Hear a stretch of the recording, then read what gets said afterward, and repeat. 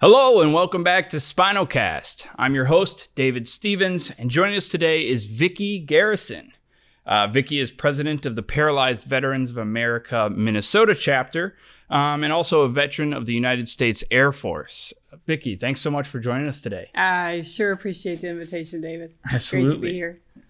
So in today's episode, I think for all of us here at Spinalcast, we'd like to learn a little bit more about you and kind of your experiences and stories, as well as this incredible piece of technology that, exoskeleton device that you've been using to navigate your world. And if that sounds all right to you, I just think we'll jump into questions. Absolutely. Okay, great. So first and foremost, thank you for your service, being a veteran. What inspired you to join the U.S. Air Force in the first place? Multitude of things. I'm easily bored. Okay. So I had already done a lot of things up till that. I joined in a little late. I was almost 25. And so I just wanted a new adventure, I guess. And the other thing is that I did come from a family with many military service people who had served over the years. And that includes both here, and then I also have German heritage. So that would be a lot of the German in World War II. So looking back into our books, I think we have in the hundreds all the way back to the to the Revolutionary War. So we have a lot of history there. So yeah, I thought I would just join in and put my name in. Awesome. And, from my notes, I also have that you received the John L. Is it Levito Award? Levito. The Levito Award. Can you tell us a little bit more about that and what that all entails? Yep. That was it's basically the highest award that a non-commissioned officer can receive in training. So when you go through, you're in the Air Force, you're an airman and at different levels than a senior airman. And then you get promoted to sergeant, which is when I got out. That was the rank I was. But you go to a course to learn leadership skills. And so every class has that top person, top rank, and, right? And so that's the award that I received for that. So which was a very nice honor. Wonderful. So how I understand that your current medical situation is cervical stenosis and is it myelopathy diagnosis? Correct. Okay, so how did that kind of come about, and is that part of what ended your career in the U.S. Air Force? Kind of how did that all play out? Actually, the other way around. It actually began in the U.S. Air Force, unbeknownst to us.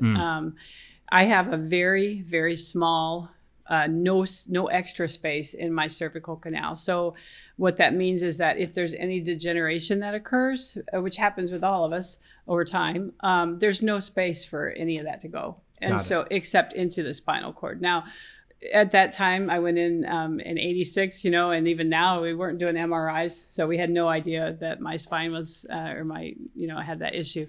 So after I got in and I worked in avionics on the AWACS planes. And so everything in the cockpit, very small, lots of bending, lots of stooping. That degeneration started, and I actually started having a lot of neck pain there, which then progressed when I got out. I got out because I wanted to go into the medical field. And so I got out, and it actually didn't happen completely manifest until about 10 to 12 years later. Wow. But during the course of that time, it was mystery thing after mystery thing. Yeah. So all these very odd symptoms, even all the way down to pain in the left side, which of course people think was heart. There were headaches, there were neck pains, but they all didn't seem to have a relationship until one day I got up and went down. And so then when I went down, then I think people were, oh wow, there's something serious here. And I had the MRI, and at that point the C5 C6 was at least halfway compressed. Okay. And had been somewhat compressed for some time. And the reason we know that is one, the symptoms, but also what I lost. Okay. When that all happened. Yeah. It wasn't just let's repair it and go back to normal. Right. There was some permanent damage. Had they caught it earlier on, do you think it would be repairable? Potentially. Situation? It usually is. You talk about people that rupture a disc, and And I tell people that, and they think, oh my gosh, I have a disc that's bulging. I'm going to be like you. And that's not the norm. Right. That is definitely the abnormal. So it's probably the longevity of the compression on the spinal cord that caused the long-term damage. Okay. And as far as you mentioned, there being pain involved with kind of the initial diagnosis and figuring out what was going on. But, in your day-to-day life today, do you still deal with pain? I do. Actually, most of since this damage occurred, I've had body pain. It's gotten a little worse. You can put names to it, but I think, a lot of people fibromyalgia or, just whatever. But I think the inherent injury that you have to your spine disrupts everything and manifests a lot of times with weird pain, which would be like body aches. And I have neuropathic pain, tingles, numbness, the normal thing that most people have when they have a spinal cord injury. They experience those things. Got it. It's down. It's definitely down. And I've worked really hard at just finding good options rather than drugs. Yeah. To deal with that. And do you think some of your increased movement using devices like this and stuff has helped with that pain? Absolutely. Mm-hmm. And even prior to having this device, I had other options for helping to control pain. And one of them was an FES bike that the VA got for me. So I would get on that, and that stimulation, I think, would just reset the nerves, and it just brought the pain level down at least a notch or two. Awesome. So clearly, this diagnosis has been pretty, heavily affected your life as you've moved forward. But it sounds like a lot of kind of your history and background prepared you to combat this unfortunate circumstance. And I'd be interested to hear you kind of talk about, what it is about your background that you think has helped you have such a positive outlook and really, make the most of a not so great situation. Yep. Well, I have to say, first and foremost, I'm God. I mean, I think that's where my joy comes from. So I have a very strong faith. I know that I'm not alone as I go through this journey. And I knew that from day one when I was in the hospital and they wanted me to go through, you have to see the psychologist. And I saw the psychologist. And then, he basically said I was in denial because I was happy. I was joyful. And it isn't because my view, and it now knowing where that view comes from, my view is that my happiness is not based on my circumstances. They're going to change all the time. And so if we base our happiness on what's going on at that very moment, it's a rocky road. So I can find joy in anything. And whether I'm in a device that takes me walking, or whether I'm in a chair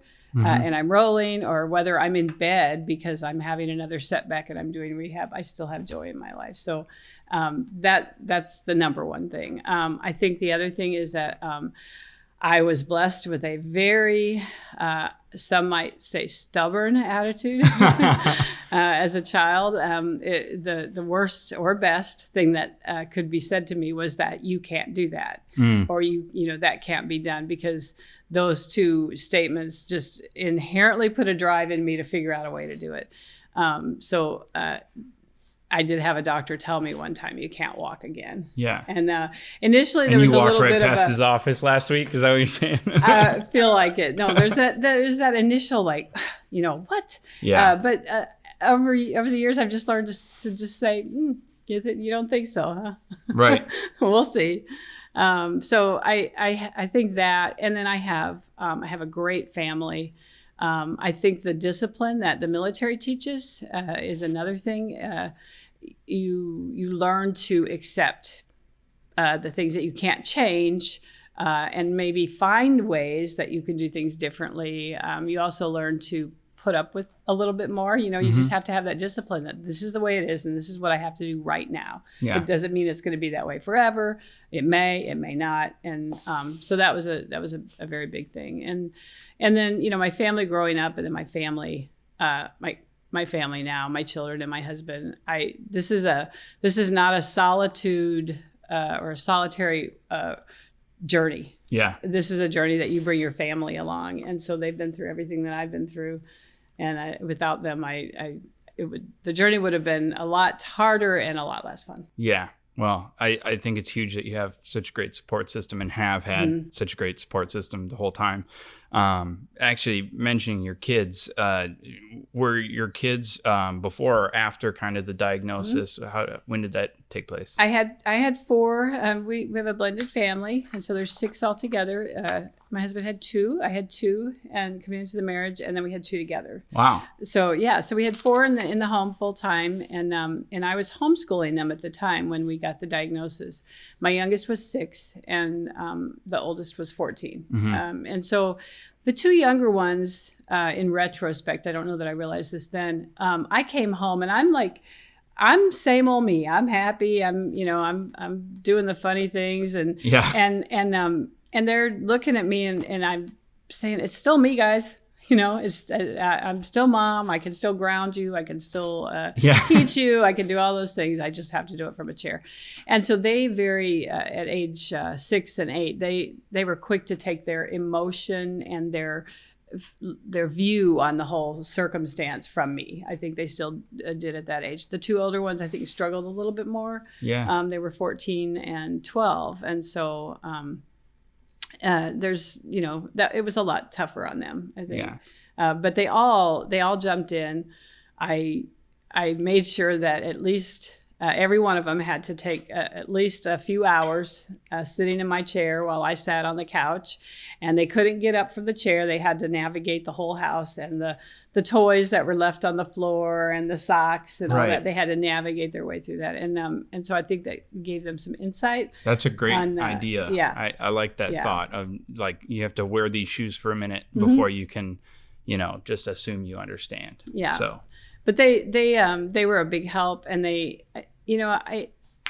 just always think it's good to find good from anything. And so, when I see that circumstance, my children grew up with me in a wheelchair and seeing all the struggles that we went through. And they have so much more compassion and understanding and foresight now when they run into somebody that has the same situation. So, I see a good coming out of it. Absolutely. I like that outlook. I'm a very glass half full type of person myself, so I quite appreciate that. And 2, I think you're totally right. Sometimes just even having opened a gate to a world that these younger people don't necessarily know is huge.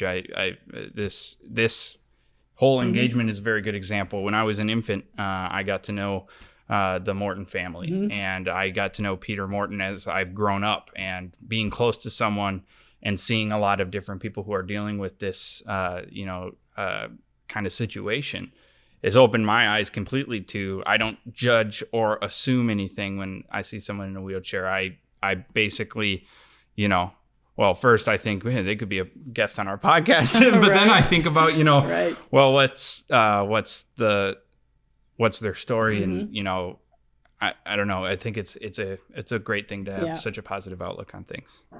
So speaking of a positive outlook and good things, let's talk about this device here. So it's called, from my notes, it looks like it's the EKSO Indego. EKSO Indego Personal, and that's EKSO, EKSO. Yeah, fancy spelling on the EKSO. Right, that's why I want to make sure I pronounced it correctly.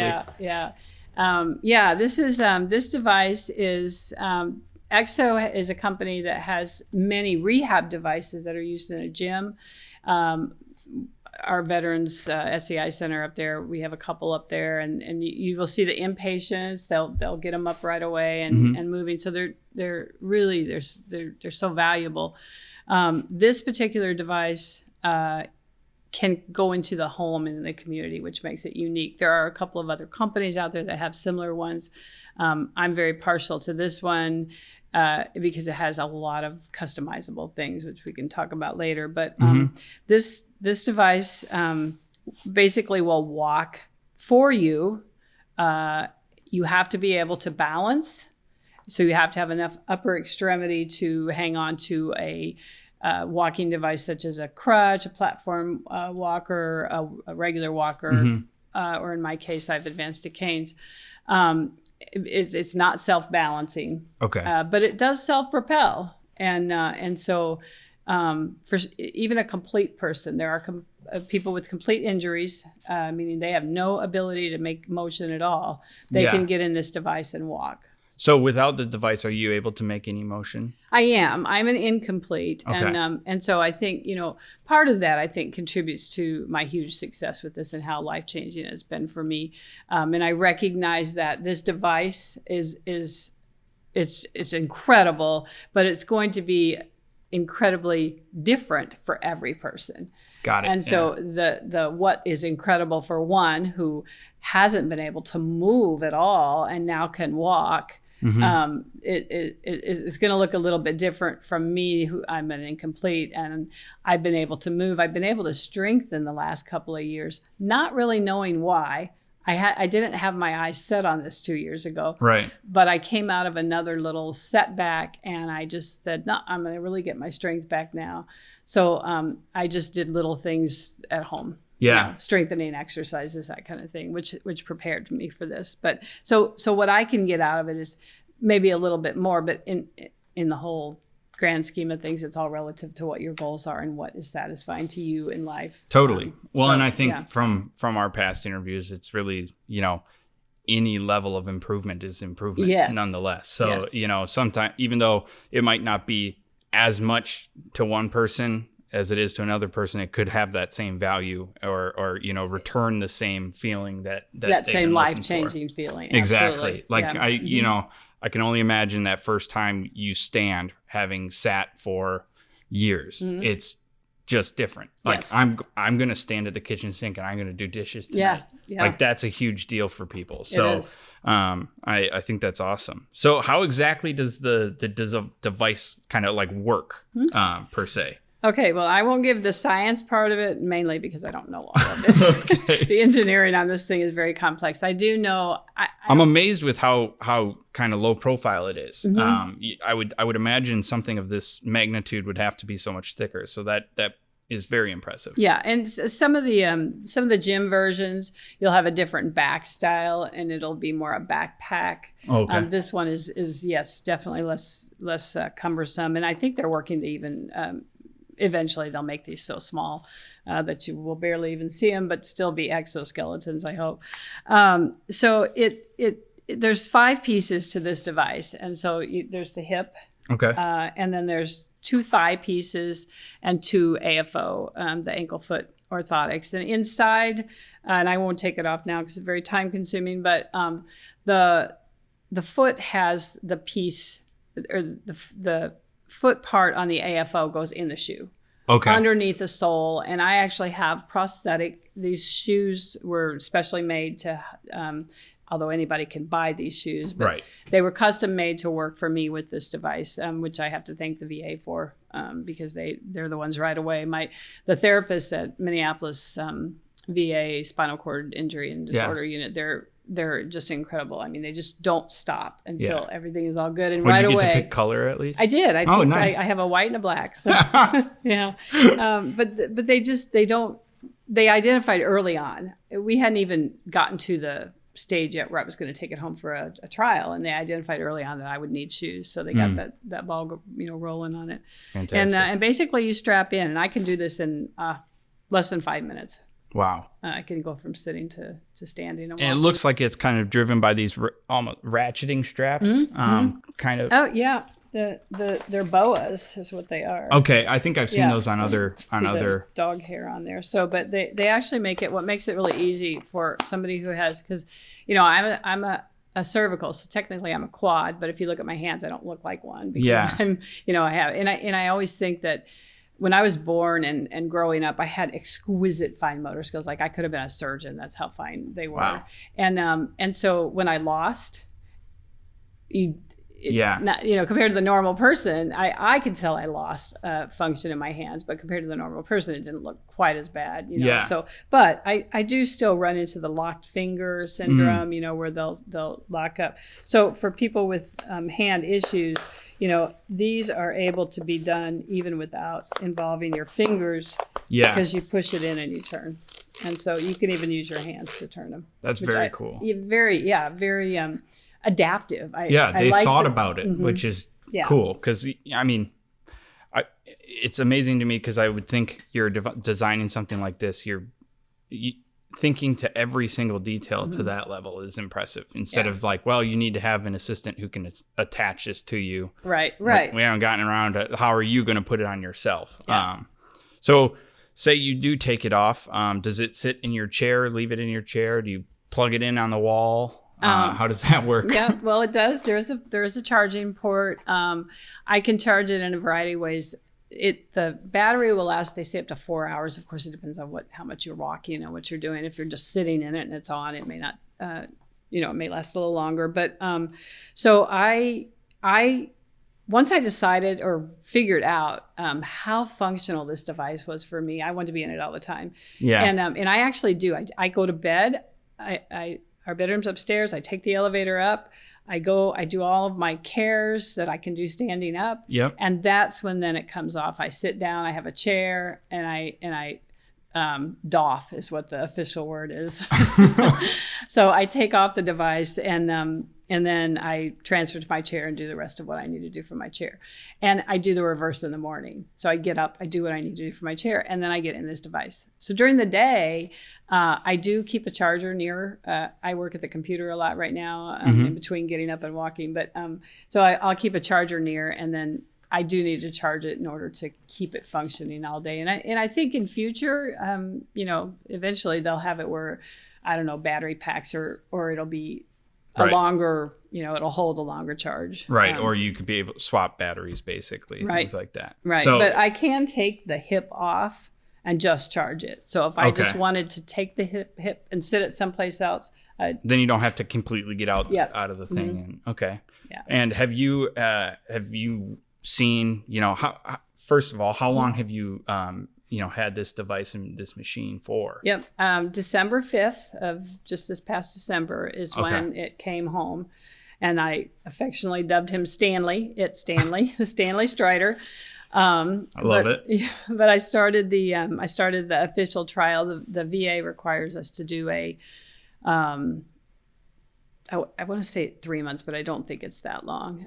Where what they want is they want people to show use. So I think it's like 3 times a week for 30 minutes is the minimum that they want to see used. Okay. Which is effective. That's good exercise. It gets somebody up. And and so I had that, I don't know, I think it was probably within 3 weeks. I probably had the entire period of trial met because I couldn't get enough of walking. And I would walk, and as I'm walking, I'm blessed with a big house, so I'd make this big circle around my house, and I would think, am I ever going to get tired of walking? And I would just go, nah, never. Yeah, never. I suppose it's like one of the what is it?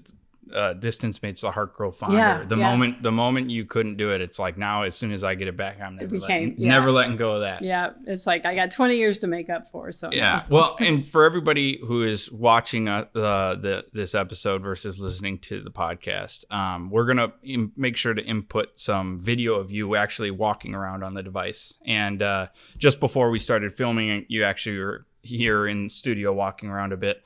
And, it led me to kind of wonder, have you had mishaps in which the device didn't react the way you intended it to, or things that frightened you a little bit, or has it been really smooth sailing since the beginning? The frightened me a little bit. I wouldn't say no. I do feel as much as you can trust a machine, I trust this one. Yeah. And then I will also add on that I'm an extremely cautious and common sense logical person. Mm-hmm. So I'm not going to go out there and do something reckless because you're not jumping maybe off if your I roof. Try something new, and I use, you have to have a companion with you for this device. Okay. So they have to be able to hear you and react to you. My husband is my companion, and we've actually gotten our whole family trained now. So all my kids, we can go out to dinner or whatever and lunch, and I can use the device. But you have to have them close enough. And so if I'm going to do something a little new, go down on a setting to see if I maybe don't need quite as much assist. Yeah. I always have Mark right there with me, so that's just good common sense. I have big self-preservation instincts. Right. Well, and before, as you were kind of giving us a quick demo, it also looks like it's primarily the settings and things are driven by a mobile app. You said they provided you with a device to kind of run the device. Yeah. But have you felt like that tool is sufficient to give you all the different functionalities and changes that you are looking for? Or are you kind of assisting them and giving feedback of like, hey, you really should add in another, I want to be able to tilt my ankle maybe, or, how does that kind of work? Well, I have to say that it's rare that I don't give feedback on something. So, so yes, I've already, I have my list because that is one of the things that EKSO ask right away is, what do you think? What would you like to see? And so, I've got my list going. So I have a list going, and a lot of the things they probably have already thought about and are working on, a smaller profile in the back for the battery, or just additional features. They actually, this device they actually bought, or I don't want to say bought, they acquired. It was a Parker Hannifin device, and they acquired it from them in 2022. So it's actually only been with EKSO, even though EKSO has many of their own devices. This particular one's only been with them since 2022. So less than 2 years, a year and a few months. Yeah. And I do know that they have a big focus on, R&D. Developing this particular product. It just recently, last fall, achieved CMS approval. It has a code now, so Medicare Medicaid can pay, which I'm assuming, I don't know that much about it, but that may also, I would think, play into private insurances, because a lot of times they follow suit with what CMS is doing. And CMS is, I'm sorry. It's the contract. I don't know what CMS stands for. I'm sorry, but no, that's I know fine. they determine is it Center for Medicare Services, maybe? Yeah. I don't know. But they're the ones that determine if it's covered by Medicare and Medicaid. Okay. So so up till now, it's been private purchases or the VA, because they've been getting these for veterans that qualify and meet the standards. I imagine it's an expensive device. Yes, if you were to just kind of out of pocket purchase. I don't even know the exact price. But that whole change was huge, because now I can go out and I can just tell everybody, and I don't have to say, "Are you a veteran?" Yeah. Because I can say, if you qualify, and there's certain things you have to meet, you don't want to have a huge bone density issue, a severe case of osteoporosis. They don't want you standing up and breaking all your bones. Right. And like I mentioned earlier, you have to have that enough upper extremity and ability to balance. That, because it is an expensive device, and they're not going to just buy it if it's not going to be able to use, or if it's going to do harm. Right. So, Have you gotten any inclination from either the team at EKSO? The EK has me really screwed up. Have you gotten any indication from them, or your friends at the VA, as to how many of these are in use right now?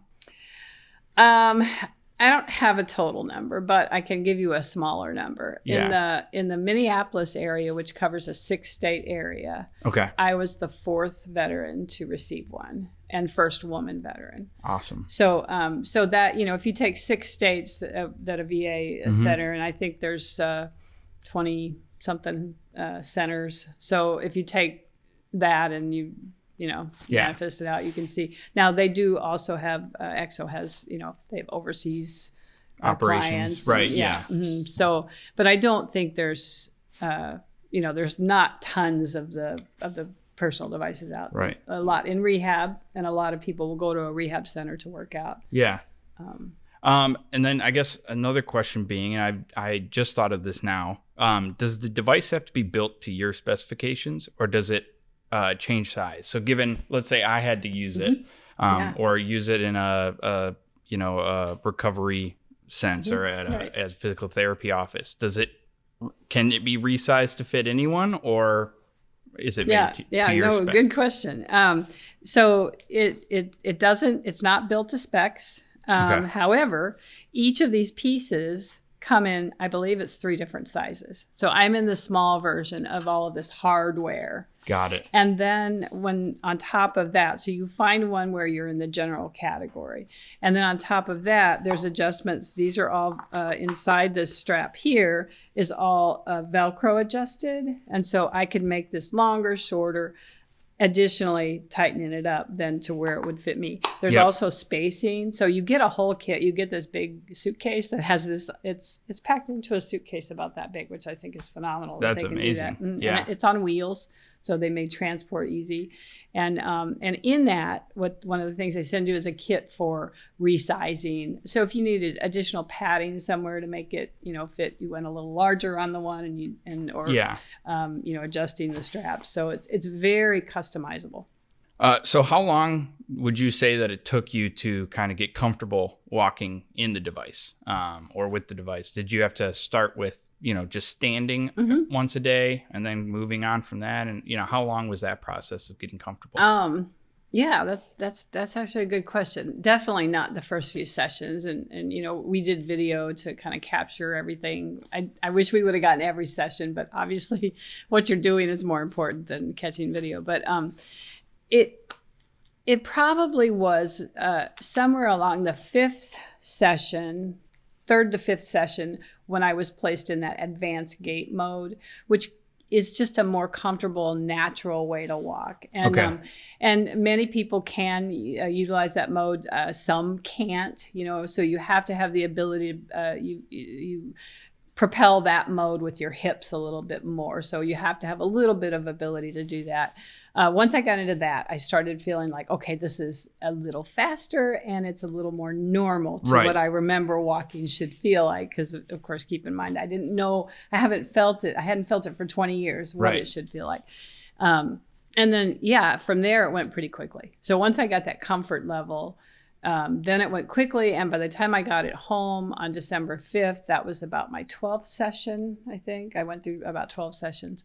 I was just, as a matter of fact, my husband was still shadowing me. And what that means is that your companion, when you first start and you're getting trained on this device, they need to be like right there. And it's a good comfort when you're learning it because you don't want to topple over backwards with this thing on. Like a spotter at the gym. Yeah. And so their hands are there, and we got it home on December 5th. It was very shortly after that, I already start feeling that, what are you doing? Why are you there? Yeah. And it was shortly after that then he started distancing a little bit farther each time. And it's not just me. It has to be him too. It has to be a comfort level on both our parts because this is not something just to take lightly and not be cautious for. So he would just stretch his distance a little bit more and more. And then pretty soon I don't have any qualms at all about getting up unless, like I said, I've made a change. Yeah.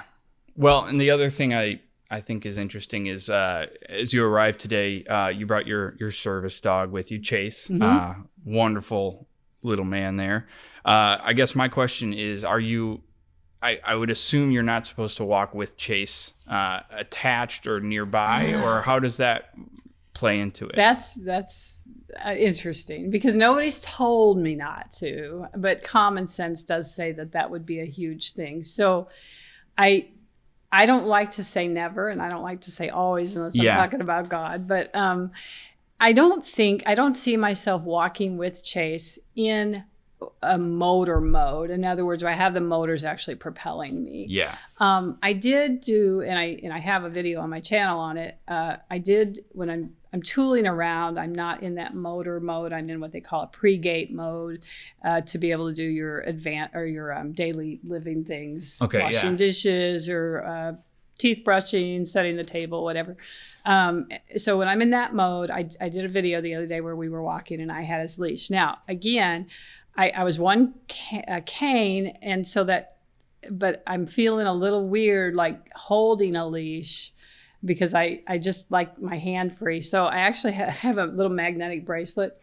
He has a little magnetic head collar, and I just attached a lead from the 2 magnets so he could break away and it wouldn't bother me. Oh, nice. And so we walked, and he did really well. Well, yeah, from everything I've met today, of course he did well. He's a very good boy. So yeah, I could see us walking at the VA that way. Yeah. And even, here I say I don't see myself, but potentially even in that walk mode, that motor walk mode. Yeah. As long as I have something that he can break away. Yeah. And I think for the viewers at home who, one, we'll make sure that there are links in the description to go view videos on your channel. We'll splice some video in here. But I think they're probably interested in, how loud is this when it's being used? I was amazed with how quiet it is. Yep. Was Chase scared of it at first? And like, how has the sound, have you gotten super used to it, or does it bother you? I'm used to it definitely completely. My family's probably a little annoyed because when I do my power walking in the house, and of course we'll be outside all the time, I do hear the motors more. So when I want my music on and I don't have headsets on, I crank the stereo in all the rooms, and it's probably a little louder than what they like. But I'm pretty used to it now. Chase, I think by the time we got home, had already gotten used to it from the sound that he heard in the gym. So it doesn't bother him at all. The cat kind of thought, what are you? You're standing up. Why are you so big? And everybody's adjusted pretty well to it. So it really isn't that loud. You think about a power chair can, once they've been around and used for a little bit, they can make some noise. Like I said, it was remarkable to me, just how quiet it is. It could be pretty loud, and I would still use it because it's just that. It's just that awesome, incredible. Right? Yeah. Awesome. Well, I've got one final question for you here. What's next? Like, what is next for Vicky Garrison? I think you have this incredible story, this background of working with the Air Force, doing all of this incredible work, being a voice for people who are, changing the game for those with disability. What's next for you? Uncertain at this stage. No, I really do. I do have a plan. I've been serving with Paralyzed Veterans of America. And I'm here on my own, not as an advocate for PVA, but I do have a lot of respect for that organization, and I'll be involved with them for a long time. I also have a real interest in seeing EKSO, the company, continue to thrive, because this is life-changing. I said life-changing. I've said it so many times in the last year, and I typically reserve that for big things, God, my family, having my kids, that kind of thing. And when I thought it was life-changing, it became life-changing on steroids once I discovered how functional this thing is at home. I'm doing things that I honestly, never thought I would do again. I never thought I'd be able to stand up and brush my teeth, or, help with the dishes, or I could list it.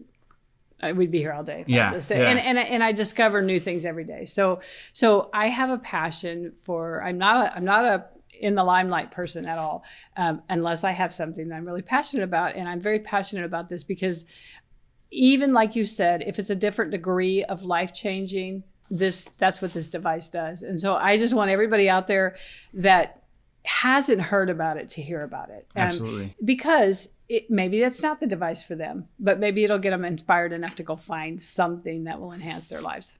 So awesome. That is my goal. Well, and to the people who are, watching or listening at home, the description will be host to a bunch of different links so you can check out the EKSO Indego and things of that nature. But I think also, as a challenge to everybody who's listening or watching, next time you're like out and just walking around, think of it like when you walk to the mailbox, think about not being able to do that, and realize how, impactful technology like this really is. And we're very blessed to have you. Thank you so much for joining us. Everyone who's watching at home or listening on your favorite podcast platform, please, we urge you to give us a subscription or follow. The thumbs up and likes also improve our viewership, and we really want to, continue to get our message out. So all of that is appreciated. And Vicky, thank you again so much for joining us. Yeah, thank you so much for having me and allowing me to tell my story. Of course.